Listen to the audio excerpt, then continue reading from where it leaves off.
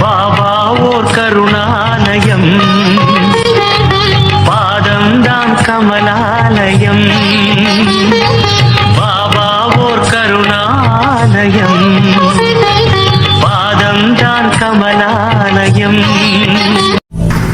சாயப்பா உறவுகள் அனைவருக்கும் வணக்கம். சாயப்பா மேல் நம்பிக்கை வைத்து அவரை நினைத்துக் கொண்டிருக்கும் உங்கள் அனைவரின் வேண்டுதலையும் சாயப்பா நிறைவேற்றுவார். நல்லதையே நினைப்போம், நல்லதே நடக்கும். என்றும் சாயப்பாவின் அருள் உங்களுக்கு இருக்கும். நம் மனதிற்கு இதமான சாயப்பாவின் இன்றைய அருள்மொழியை கேட்போமா? அன்பு குழந்தையே, வாழ்க்கையில் வெற்றி மேல் வெற்றி பெற்று ராஜாவை போல் ஒரு ராணியை போல் வாழப்போகும் என் செல்ல குழந்தையே, ஏன் என் மீது இவ்வளவு கோபம்? நீ ஜெயிக்க பிறந்த குழந்தை, அதில் எந்த ஒரு சந்தேகமும் வேண்டாம். இனியும் நீ கவலைப்படவோ துன்பப்படவோ தேவை இருக்காது. உன் விருப்பங்கள் நிறைவேறி உன் ஆசைப்படியே உன் வாழ்க்கை இருக்கும். அதனால் மகிழ்ச்சியாக இரு. இன்று உன் உடம்பில் ஏற்பட்ட காயத்தின் வலியால் துடிக்கிறாய்.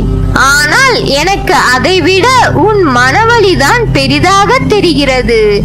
அதனால் நான் உன் மனவலியை நிரந்தரமாக சரி செய்ய அதிக கவனம் கொண்டுள்ளேன். ஏனென்றால் உன் உடம்பில் ஏற்பட்ட காயத்தை விட உன் மனதில் ஏற்பட்ட காயம் என்பது மலை போன்று பெரிதாக இருக்கிறது. மற்றவர்கள் வார்த்தைகள் உன் மனதில் வடுவாய் தேங்கி நிற்கிறது. அதை நான் சரி செய்கிறேன். உனக்கு அந்த வலியை ஒருவர் ஏற்படுத்திய போது காயப்பட்டாய்.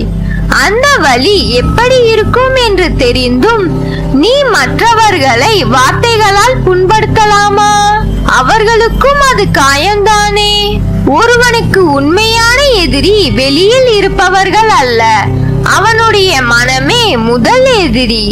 உனக்கு ஒரு நிகழ்வுகள் நடந்தால் அதை மிக பெரிதாக சித்தரிப்பதும் உன் மனம்தான். அதை சிறியதாக சித்தரிப்பதும் உன் மனம்தான்.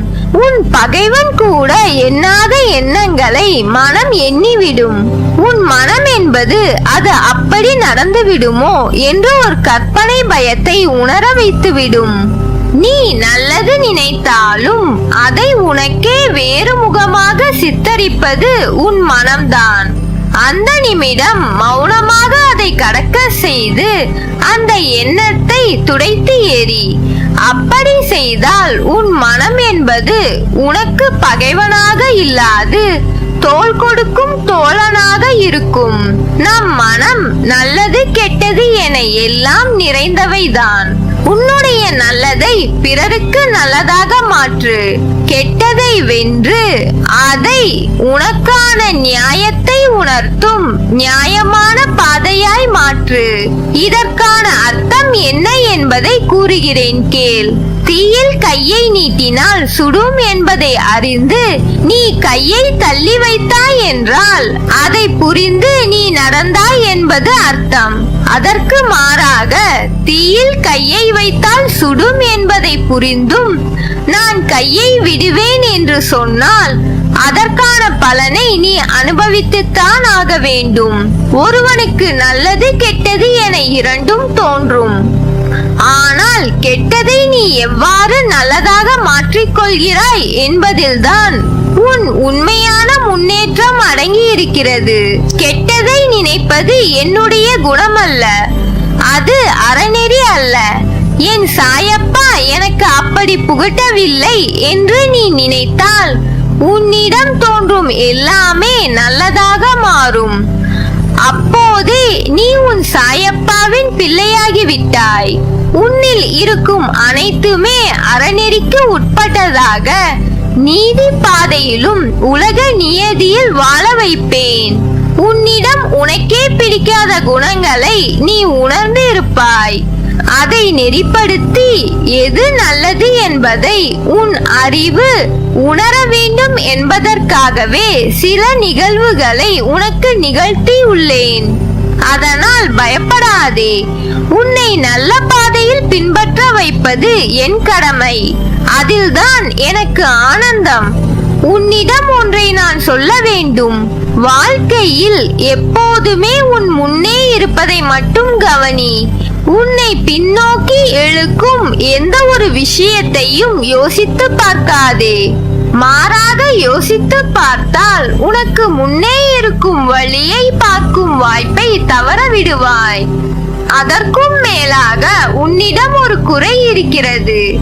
எல்லா விஷயங்களையும் அதிகமாக யோசித்து அதை பெரிதாக நினைத்து புழுங்கி உன்னை நீயே காயப்படுத்திக் கொள்கிறாய்.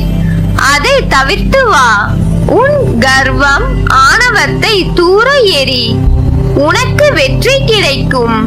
உன்னை புரிந்து கொள்ளாமல் உன்னை பற்றி ஒன்றுக்கு இரண்டாக பேசுபவர்களின் உண்மை முகத்தை நீ பார்த்தாயா? அவர்களிடமிருந்து விலகிச் செல். அவர்கள் அப்படிதான் என்று தெரிந்த பிறகு அவர்களை நம்பி உன் நிம்மதியை இழந்து விடாதே. அவர்களை என்னிடம் விட்டுவிடு. உனக்கு நம்பிக்கை துரோகம் செய்தவர்களுக்கு நான் பாடம் புகட்டுவேன். நீ வருந்தாதே. உன்னை பற்றி வாய்க்கு வந்ததை எல்லாம் அவர்கள் பேசினார்கள் என்றால் அது உண்மையாகுமா? எனக்கு தெரியும் என் குழந்தை எப்படி என்று. நீ கண் கலங்காதே. அவர்களுக்கு நான் புரிய வைப்பேன்.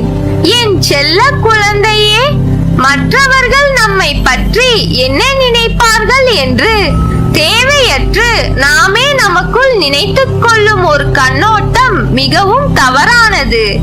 நம்மை பற்றிய நம் கண்ணோட்டத்தை விட மற்றவர்கள் கண்ணோட்டத்திற்கு நாம் பெரிதும் மதிப்பளிக்க தொடங்கும் போதே நாம் மனதளவில் நம்மை தாழ்த்திக் கொள்ள துவங்கி விடுகிறோம். நாம் செய்யும் செயல்களையும் அதன் விளைவுகளையும் மறந்து அடுத்தவர்களின் எண்ணத்திற்கு அதிக மதிப்பு கொடுப்பதால் நம் செயல்கள் முழுதாக நடைபெறாமல் அதனால் மனம் புழுங்குவது உனக்கு வழக்கமாகிவிட்டது. முன்னேற நீ எடுக்கும் ஒவ்வொரு முயற்சியை இந்த எண்ணம் சாகடித்து விடும். முளையிலேயே முயற்சி சாகடிக்கப்படுவதால் முன்னேற்றம் எங்கிருந்து வரும்? இந்த அச்சத்திலேயே பலர் மற்ற தகுதிகளை, திறமைகளை கைவிட்டு விடுகின்றனர். இந்த அச்சம் இருந்தால் படைப்பு திறனோ முன்னேற வேண்டும் என்கின்ற உந்துதலோ இருக்காது. நம்மை சுற்றி என்ன நடக்கிறது என்பதே தெரியாது, புரியாது. முதலில் இந்த எண்ணங்களில் இருந்து வெளியில் வர வேண்டும். இப்படிப்பட்ட எண்ணத்தில் இருப்பது இருளில் இருப்பதற்கு சமம். வெளியில் வந்துவிட வேண்டும் என்று முனைவது முதல் படி. மற்ற தடைகளை வரிசையாக களைய வேண்டும். மனதில் ஆழ பதிந்துள்ள எதிர்மறை எண்ணம், தாழ்வு மனப்பான்மை, அச்சம், தயக்கம், ஒப்பீடு என்ற அனைத்தில் இருந்தும் வெளிவர முயற்சி செய்ய வேண்டும். வெற்றியை நோக்கி செல்லும் பயணத்தில் பிறர் கருத்துக்களையும் மன நிறைவுகளையும் நிறைவுபடுத்த தெரிந்திருக்க வேண்டும்.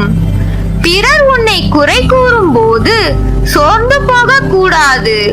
பிறர் இப்படி இருக்கின்றனரே என்று உள்ளுக்குள் பொறுமை வேண்டாம். இருக்கும் நிலையை ஏற்றுக்கொள். தீர்வு கிடைக்கும். இந்த உலகம் உன்னை பார்க்கிற பார்வை ஒவ்வொரு நாளும் மாறிக்கொண்டேதான் இருக்கும். சிலருக்கு இன்று உன்னை பிடிக்கும், நாளையே அவர்களுக்கு உன்னை பிடிக்காமலும் போகலாம். மற்றவர்கள் என்ன நினைக்கிறார்கள் என்று ஆலோசித்துக் கொண்டிருந்தால் நம் வாழ்க்கையை நாம் வாழ முடியாது. உனக்கு எல்லா சூழ்நிலையிலும் நான் துணை நிற்பேன். என் வார்த்தைகள் மீது நம்பிக்கை வைத்து செயல்படு. வாழ்க்கையில் நீ உயர்ந்த நிலையை அடைவாய். எதற்கும் பயப்படாதே, கலங்காதே. உன்னில் நிச்சயம் வெற்றி என்ற தீபத்தை நான் ஏற்றுவேன். நீ உன்னில் பார்க்கும் அனைத்துமாய் அகிலத்தின் ரூபமாய் உனக்கு நான் இருப்பேன். நம்பிக்கையோடு நான் கூறும் வார்த்தைகளை பின்பற்று.